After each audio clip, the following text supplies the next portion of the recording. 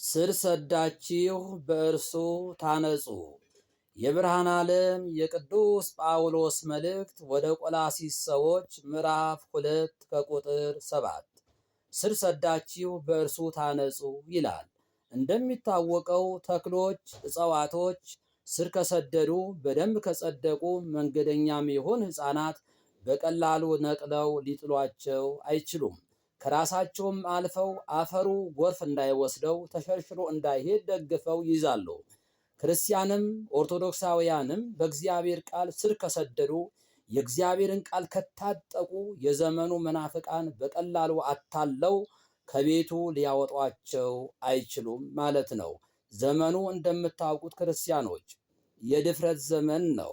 ሰው ከሰው አልፎ መንፈስ ቅዱስን የሚደፍርበት፣ ቅዱሳን መላእክትን፣ ጻድቃን ሰማዕታትን ደፍረው የሚናገሩበት ዘመን ስለሆነ በእግዚአብሔር ቃል ስር ሰደን የእግዚአብሔር ቃል ታጥቀን ልንኖር ያስፈልገናል።